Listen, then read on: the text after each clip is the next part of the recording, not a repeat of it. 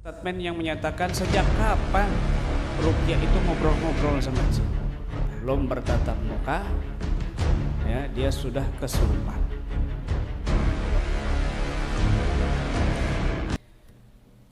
Dan ruqyah ini perlu diketahui juga bahwasanya mungkin ada sebagian orang ya yang mengingkari pengobatan ruqyah. Ruqyah itu kan harusnya itu orang kesurupan kemudian dikasih air lalu sembuh. Bukan orang nggak kesurupan di ruqyah terus kesurupan gitu. Bukan seperti itu. Orang datang ya kepada dia lalu diruqyah, maka harusnya dia sembuh, tetapi malah kesurupan. Ini ruqyahnya mendatangkan jin. Ini ruqyahnya justru mengundang jin itu. Ya, menurut sebagian mereka yang menentang pengobatan ruqyah. Harusnya ruqyah itu seperti kiai-kiai Habib-Habib. Ada orang kesurupan dikasih air disembur sembuh, nggak kesurupan. Ini kok ruqyah masal, sehat nggak kenapa-kenapa, normal malah kesurupan. Ini bukan ruqyah, ini ruqyah yang sesat. Ini dukun, ilmu dukun, kan ada sebagian yang berkata seperti itu. Ya, maka kita jawab orang ini tidak bisa menilai ruqyah secara objektivitasnya ya.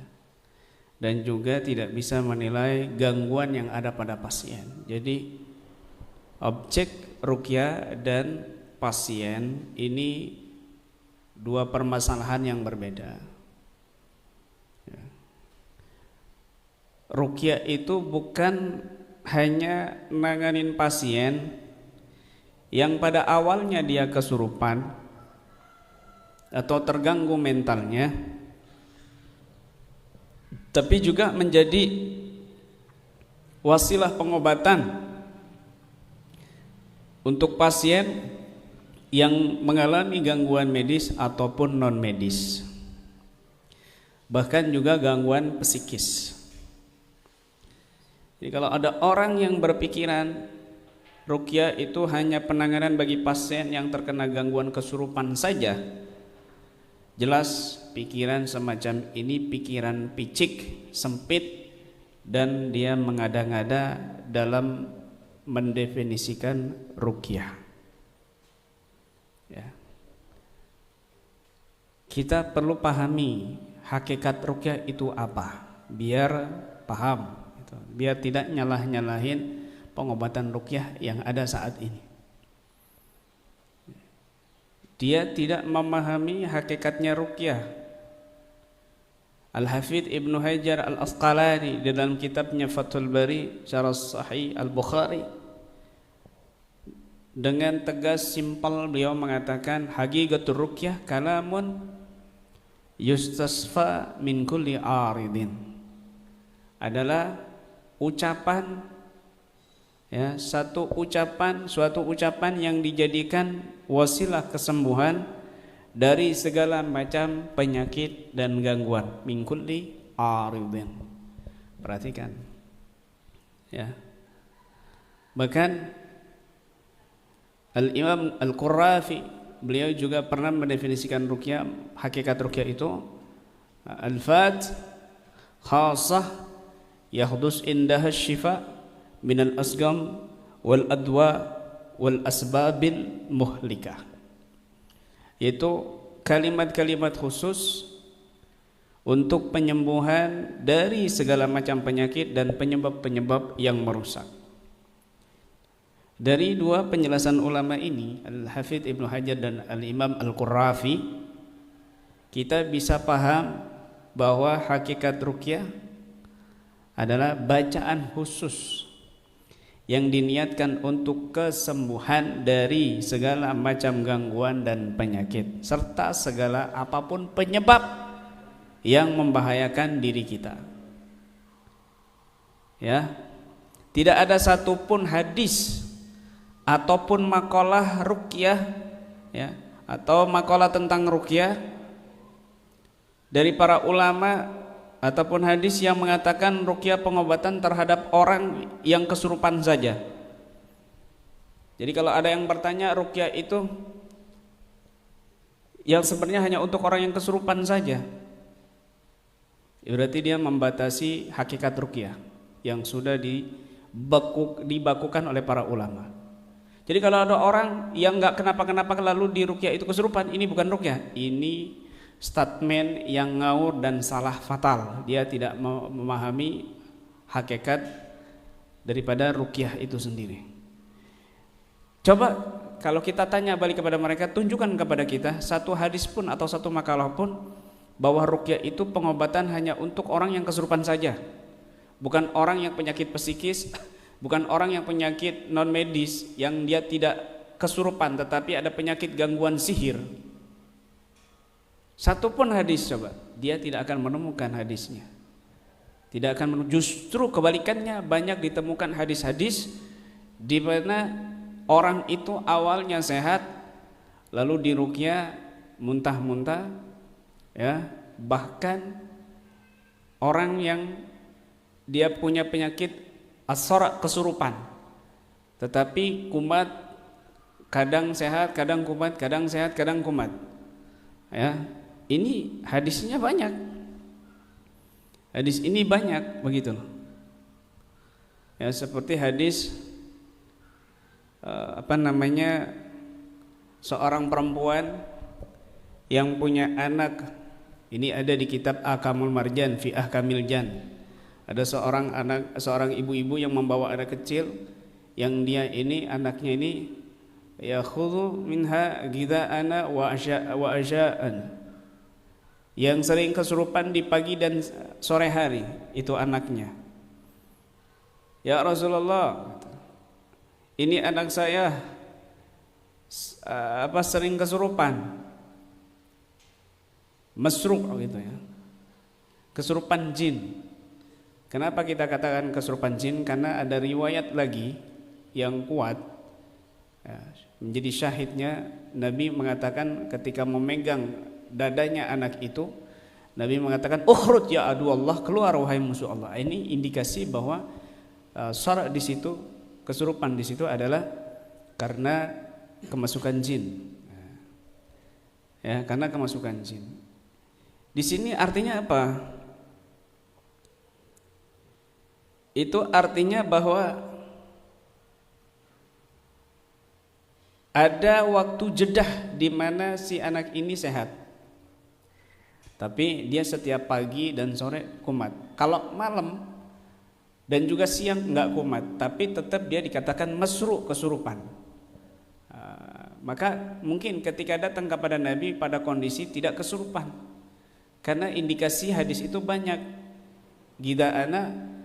Ghidha'ana wa asya'ana, ghidha'ana wa asya'ana, ya, setiap pagi dan sore hari dikatakan begitu. Yang kumat reaksi, artinya ketika datang kepada Nabi itu kondisi tidak reaksi, tidak kesurupan begitu. Ketika Nabi obati, maka Nabi mengatakan di situ ukhruj ya adu Allah, keluar wahai musuh Allah. Maka di situ jelas, ya.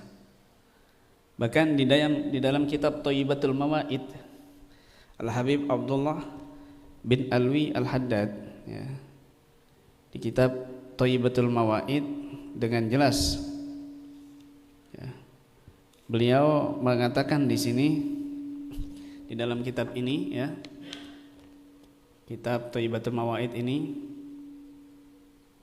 Thayyibatul Mawaid bijam'i zubat mimma fi kalamil akabir min fawaid, ya, juz 3 halaman 6, kita akan temukan di sini Inna ahla zaman fi qulubihim syayatin. Sesungguhnya penduduk zaman hari ini, ya, hati mereka ini penuh dengan setan. Walihada yadikuna min qiraatil Quran. Oleh sebab itu mereka merasa sempit hati mereka ketika membaca Al-Quran, dari membaca Al-Quran. Wal julus fil masajid, dan duduk di dalam masjid-masjid. Walaula dzalik madaqu, kalau seandainya hati mereka tidak ada dengan setan, tidak ada setannya, madaqu, mereka tidak akan merasa sempit untuk membaca Al-Quran dan duduk di masjid-masjid. Ala tara, tidaklah engkau melihat, ilal masru, kepada orang yang kesurupan, alladzi dakhalahu syaitan, yang dimasuki oleh syaitan. Au qala alladzi fihil jinni, atau berkata jin melalui lisan si pasien itu, orang itu. Idza qara'ta 'alaihil Qur'an, nah ini perlu digarisbawahi yang ini. Redaksi yang ini. Idza qara'ta 'alaihil Qur'an kaifa yasih, ketika kamu membacakan kepadanya Al-Qur'an, kaifa yasih, bagaimana dia menjerit. Di sini dengan jelas dalam kitab ini Al-Habib Al-Haddad, ya, bahwa setan ada dalam tubuh seorang yang masru, menjerit saat dibacakan Al-Qur'an. Di sini apakah kita berani menyalahi statement beliau Al-Habib Al-Haddad? Bacain Al-Qur'an kok menjerit, kesurupan gitu. Apakah kita berani mengatakan kepada Al-Habib Al-Haddad, itu bukan ruqyah, kok dibacakan Quran menjerit? Nah, jadi tidak asing ruqyah di zaman Al-Habib Al-Haddad, dibacain Quran menjerit, enggak asing. Dari Thayyibatul Mawaid ini bisa kita ketahui di masa Al-Habib Al-Haddad juga ada ruqyah di mana dibacakan Quran itu menjerit gitu. Jadi statement orang-orang yang seperti itu dikatakan bahwa ruqyah itu hanya untuk orang kesurupan saja. Ini adalah statement orang-orang bodoh yang tidak memahami bab ruqyah. Ya. Yang tidak memahami bab ruqyah dan tidak mengerti hakikat ruqyah. Di mana tunjukkan kepada kita satu hadis saja atau satu makalah ulama yang mengatakan ruqyah itu hanya untuk orang yang datang ke kondisi kesurupan saja lalu sembuh. Tidak ada satupun. Justru sebaliknya banyak kita jumpai, ya, banyak kita jumpai hadis-hadis Nabi SAW, bahkan perbuatan para sahabat. Ya, ada di situ Imam Ahmad bin Hanbal yang ketika pakai sandalnya diperintahkan kepada muridnya untuk bawa sandalnya Imam Ahmad bin Hanbal.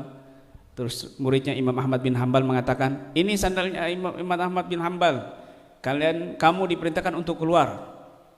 Maka setan itu, jin itu langsung mengatakan, baik, aku taat, aku akan keluar. Sebelum dipukul oleh sandalnya Imam Ahmad bin Hanbal, jin itu sudah keluar duluan. Ini artinya apa? Tidak dibacakan Quran, malah ditunjukin sandal. Jin itu sudah berdialog, bereaksi dan ketakutan. Ya, bahkan di situ ada dialog.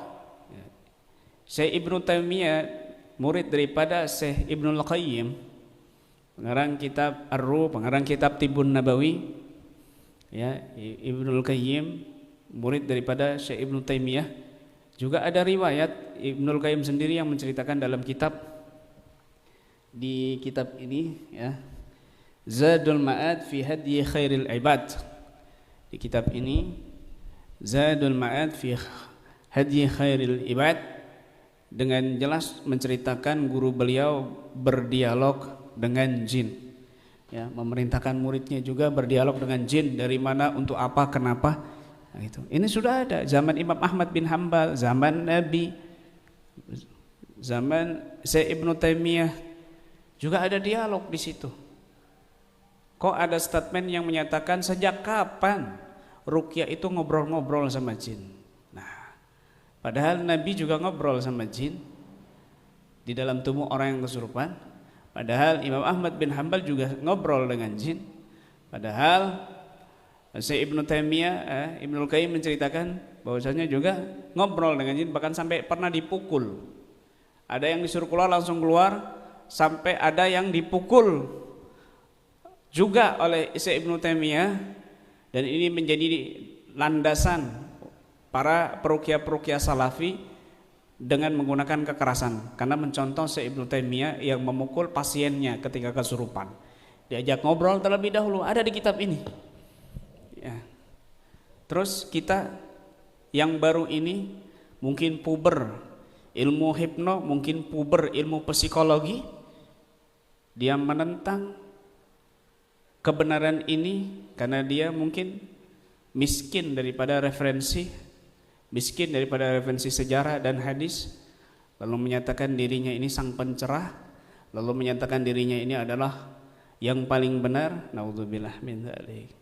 Itu artinya dia sudah kesurupan, belum bertatap muka, ya, dia sudah kesurupan, belum bertemu tapi dia sudah kesurupan. Ya, kalau menurut ilmunya dia, ilmu psikologinya dia, itu dia sudah kesurupan. Kenapa? Karena kesurupan itu menurut ilmu psikologi adalah satu reaksi yang dia lampiaskan dari alam bawah sadarnya, daripada rasa keinginan, rasa gelisah, rasa penasaran, rasa yang dia simpan di alam bawah sadarnya, lalu saat itu dilampiaskan dan ngomel-ngomel, temperamen. Nah, ini juga dinamakan kesurupan secara ilmu psikologi, bereaksi dan lain sebagainya. Begitu, ya.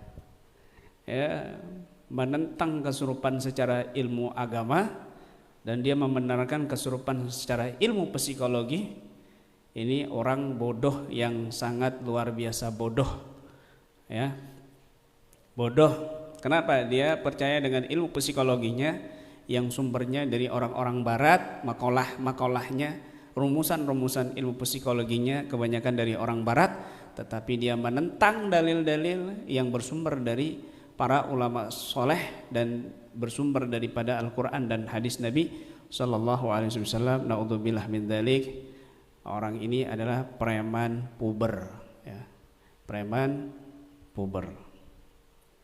Naudzubillah min dzalik. Ya. Baik, juga subscribe channel-channelnya para panjul. Di situ, ya, orang-orang terdekat saya. Sur KBRA, ya. Ada juga Abdi Kiai, channel Abdi Kiai. Juga ada santri Ruqyah KBRA. Santri KBRA, bukan santri Ruqyah. Santri KBRA. Nah, ada partnernya Ruqyah Aswaja official, yaitu santri Ruqyah Aswaja. Nah, channelnya dia itu apa? IM87. Channelnya ada lagi panjul baru, ya, IM87.